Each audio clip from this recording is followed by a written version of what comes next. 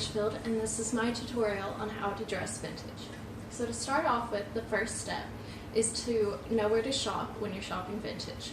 So one place that I always like to shop is antique stores. So you can find a lot of fun things at antique stores, everything from accessories to, I found this really cool jumpsuit or these really fun pants. And antique stores can be a little pricey, but they're not bad, and they definitely usually have older clothes. Another great place to look is vintage boutiques. These do tend to be the priciest, but you always definitely find vintage clothing from them. So, for example, I found this bracelet or this fun 50s purse. Another great place to look is yard sales. They usually have really good deals, and people get rid of their old stuff, so you never know what you'll find. Like, for example, I found all of these old scarves in a grab bag from a yard sale for like $1. Another great place to look is Goodwill or any kind of consignment store, any kind of charity shop like that. And they tend to be the cheapest, but you don't always find super old things there. Usually stuff from the 90s or 2000s. But I did find this, cute purse or this plain black turtleneck, which is really a good style staple to have when you want to start dressing vintage. Another great place to look is hand-me-downs, actually. So I would ask friends and family if they have any old clothing that they don't want. And usually if your friends and family know that you want to dress vintage, they'll start, giving you some of their old clothes they don't wear anymore. Like this old sweatshirt was my cousin's from the 80s, or this skirt used to be my aunt's. I got all these scarves from a family friend who actually died, and she left her clothes to my grandma, who gave me some. Another great way to find or to own more vintage clothing is to make them yourself if you know how to sew. So vintage patterns are usually pretty easy to find, and then you can make dresses like this with this fabric was actually vintage too, but you can make a dress yourself that looks very vintage. For example, this fabric was newer, but me and my mom made it into this 1950s style dress. So the next step to dressing vintage is to know what decade or what style you want to wear and what the clothes from that decade are going to look like. So I'll be showing you some examples from clothes from the past few decades. So the oldest that I have is from the 1950s. So 50s dresses are typically going to look like this, and they're more likely to be homemade.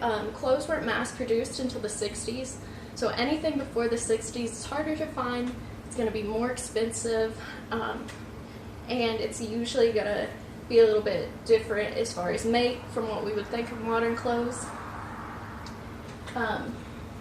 The next I have here is the 60s dress. As you can see, the label is very old. The style is very 60s, where it's a shift dress, and the pattern is very 60s. I have a 70s dress here. Again, you can see the old label.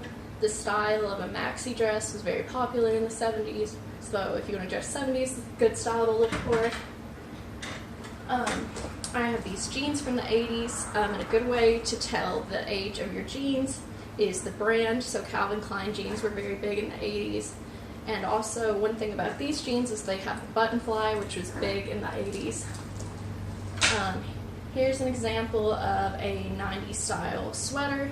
As you can see, the tag, the style is very 90s. And then lastly, I have a dress here from the 2000s. As you can see, the tag looks a little bit more modern. It's still not really what tags today look like, but it is a little older, and the style as far as the glitter and just the make of the dress is more modern, but you can still tell it's from the 2000s. So the next step, step 3, would be to know how you want to wear your vintage clothing. So a good way to do that is to know if you want to wear outfits that look fully vintage, or if you want to incorporate them with modern looks. So a good way to do that is by what you wear with it, your shoes and accessories. So for example, I have these go-go boots that I got off of Amazon, and they can really make an outfit look completely 60s.